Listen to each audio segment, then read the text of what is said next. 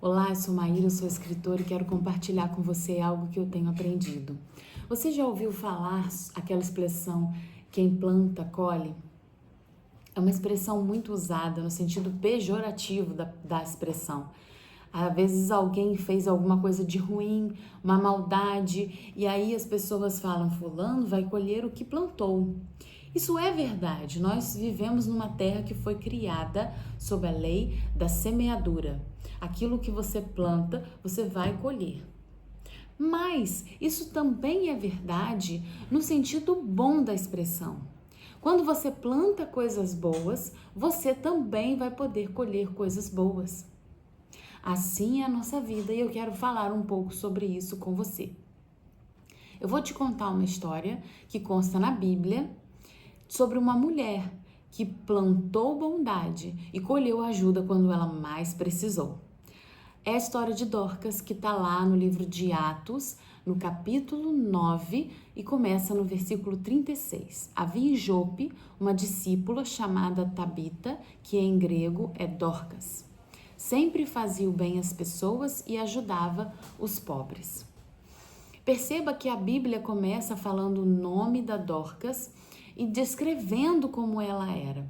Isso me chamou a atenção, porque tem tantas histórias na Bíblia que o nome da pessoa nem foi citado. Histórias importantes, de muitos ensinamentos, mas o nome da pessoa nem é lembrado. Então me chamou a atenção que o texto bíblico falou o nome dela em grego, o nome dela em aramaico. A minha Bíblia traz aqui dizendo que Dorcas ou Tabita significa gazela. E eu fui procurar sobre esse animal. Como é a gazela?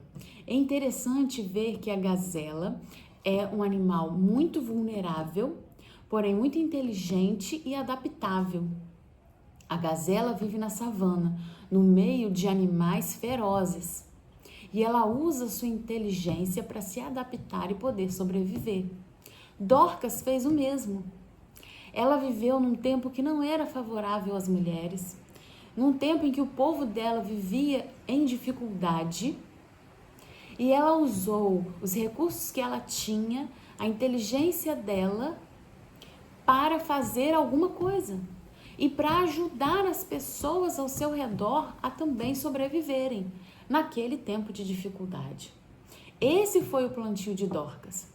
Ela plantou sobre a vida das pessoas que estavam ao redor dela. Mas, no versículo 37 diz, por esse tempo, ficou doente e morreu. Seu corpo foi lavado para o sepultamento e colocado numa sala no andar superior. Perceba que mesmo pessoas muito boas passam por problemas. Mesmo pessoas fortes, inteligentes, que ajudam a todos, também em algum momento da sua vida vão ter dificuldade. Dorcas era uma pessoa muito querida e uma pessoa muito forte, porque ela ajudava a todos ao seu redor. Mas ela também teve o seu momento de dificuldade. E a dificuldade dela foi tão grande que ela ficou doente e chegou a morrer. Mas a história de Dorcas não acaba aí. E isso é muito especial e poderoso. Porque o plantio dela foi algo extremamente bom. E a colheita dela foi muito poderosa.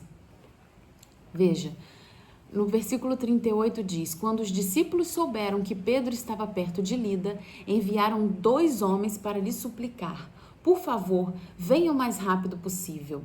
Então Pedro voltou com eles e assim que chegou, foi levado para a sala do andar superior. O cômodo estava cheio de viúvas que choravam e lhe mostravam os vestidos e outras roupas que Dorcas havia feito para elas. Veja, Dorcas fazia roupas para pessoas necessitadas. Naquela época, as viúvas eram pessoas extremamente vulneráveis. Dorcas ajudava essas pessoas. Essas pessoas eram a terra fértil de Dorcas. Ela entendeu que essas pessoas foram colocadas ao redor dela para que ela pudesse exercer o seu plantio e espalhar bondade na vida dessas pessoas que estavam ali precisando da ajuda dela. Essas pessoas eram a terra fértil. Perceba que interessante. A Bíblia não diz que ela ajudava pessoas bondosas. A Bíblia não diz que ela ajudava apenas os seus amigos. A Bíblia não fala que ela fazia algum tipo de seleção para ajudar. A Bíblia fala que ela ajudava aos pobres e necessitados e as viúvas. Ou seja, ela ajudava a quem precisava de ajuda. E isso é muito interessante. Ela entendeu que todas as pessoas que estavam ao redor dela eram terra fértil e que ela poderia ajudar essas pessoas. E ela fez o que podia. Essa é a grande questão do plantio. Quando você planta na vida das pessoas, não depende de quem essas pessoas são ou do que elas fazem. Depende da intenção no seu coração. Porque quando você planta sobre a terra fértil na natureza, você precisa de condições específicas, você precisa de boa terra, você precisa de rega, você precisa de o tempo certo, você precisa de cuidado para colher. Mas quando se trata de pessoas, a lei da semeadura é principalmente sobre a intenção do nosso coração.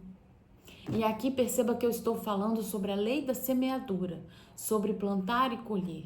Eu entendo que essa questão de ajudar aos outros tem vários outros detalhes que podem ser considerados diante da situação. Mas eu estou falando aqui de plantar e colher. E quando você planta sobre a vida de alguém, é você fazer aquilo que você pode diante da situação de alguém necessitado. Entende? Então, Dorcas fez o que ela podia diante da situação daquelas pessoas necessitadas. E é essa a grande questão. Não necessariamente as pessoas sobre quem nós vamos plantar serão pessoas boas, ou pessoas de quem a gente gosta, ou mesmo pessoas que a gente conhece profundamente. Mas se há uma situação de necessidade na qual nós podemos agir, ali estará atuando a lei da semeadura, com certeza. No próximo versículo, Pedro pediu que todos saíssem do quarto. Então ajoelhou-se e orou, voltando-se para o corpo da mulher, disse: Tabita, levante-se. E ela abriu os olhos. Quando ela viu Pedro, sentou-se. Pedro viu que tinha um monte de gente ali chorando pela morte da Dorcas. Mas ele entendeu que essas pessoas não fariam parte do milagre, não fariam parte da colheita. Ele entendeu que essas pessoas não poderiam fazer nada para ajudar naquele momento. Elas estavam muito tristes com a perda da Dorcas? Sim, elas estavam, mas não necessariamente elas iriam conseguir participar da colheita da Dorcas. E isso nos diz o seguinte: muitas vezes a gente planta sobre a vida das pessoas esperando que essas pessoas nos retribuam com gratidão ou com alguma ajuda posterior, mas não necessariamente isso vai acontecer. Nem sempre você colhe no local aonde você plantou. Veja que interessante, não necessariamente a sua colheita estará no local de plantio. Muitas vezes você planta na vida de alguém aqui, muito tempo depois, em outro lugar, de uma outra forma, você colhe o que plantou. A maioria das pessoas sobre quem Dorcas plantou provavelmente nem estava lá. Algumas estavam lá apenas chorando. Outras até foram buscar Pedro, agiram de alguma forma, conseguiram plantar sobre a vida de Dorcas. Mas a Bíblia diz que quem foi buscar Pedro foram discípulos, não as pessoas necessitadas que ela ajudava. Então perceba que muitas vezes a sua colheita não estará no local do seu plantio. Não são as pessoas sobre quem você plantou que necessariamente te ajudarão quando você precisar. E está tudo bem. É assim mesmo que funciona. A gente precisa, como eu já falei, estar com o coração alinhado, entendendo que nós estamos apenas fazendo a vontade de Deus e plantando sobre a vida das pessoas que precisam. Veja o próximo versículo, e aqui está uma situação chave dessa história toda que eu quero falar com você. Ele lhe deu a mão e a ajudou a levantar-se. Em seguida chamou os discípulos e as viúvas e a apresentou viva. Esse é o versículo 41. O versículo 41 fala de algo muito importante. Quando Pedro segura a mão da Dorcas, ele está dando a ela a ajuda, a colheita do plantio dela. Essa aqui é o símbolo final da colheita do plantio dela. Mas perceba que Dorcas aceitou a ajuda. Ela aceitou a mão dele para levantar. Muitas vezes nós passaremos por circunstâncias que nós até conseguimos abrir os olhos, nós até conseguimos sentar. O problema é muito difícil. A gente até consegue começar a solucionar, mas a gente não está conseguindo terminar. A situação é difícil demais e a gente precisa de uma mão. Agora pensa comigo se Dorcas fala, não, pode deixar que eu consigo levantar sozinha. Como isso iria parecer? Como isso iria soar? E qual a consequência disso? Será que ela realmente conseguiria levantar sozinha ou não ia acabar caindo ou passando mal ou piorando a sua situação? Dorcas aceitou a mão e se levantou. E isso é muito poderoso, porque muitas vezes nós somos pessoas que queremos ajudar a todos. Mas quando se trata de receber ajuda, nós não queremos receber ajuda.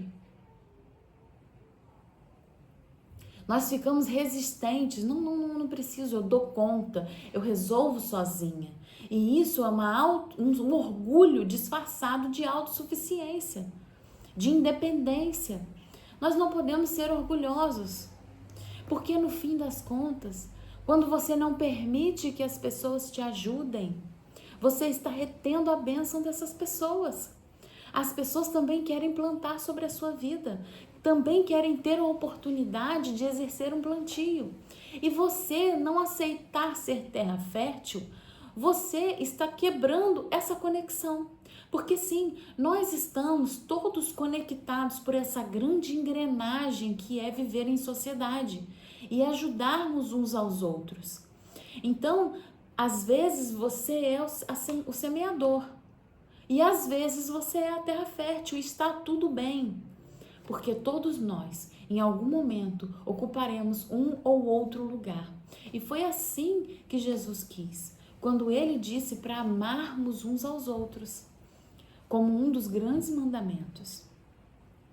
No último versículo, número 42, a notícia se espalhou por toda a cidade e muitos creram no Senhor. Lembra que Dorcas era discípula? Um discípulo faz a vontade do seu pai. Um discípulo faz a vontade do seu mestre. Dorcas era discípula e ela entendeu que plantando na vida das pessoas ela estava seguindo os ensinamentos do seu mestre, mas que também recebendo ajuda, ela também estava seguindo os ensinamentos do seu mestre. Muitas pessoas ficaram sabendo dessa história e passaram a crer na mensagem de Jesus. Quando nós vivemos um momento de grande dificuldade, Deus usa a nossa dificuldade para transformar isso numa história de superação, num testemunho e impactar a vida de muitas outras pessoas.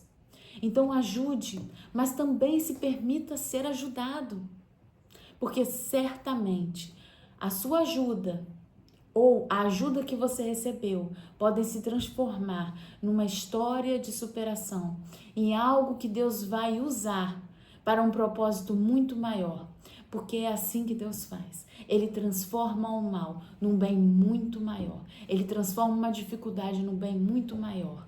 Que a gente permita que Deus use a nossa vida para algo muito maior. E assim a gente vai estar cumprindo o nosso propósito aqui na Terra. Que Deus nos abençoe.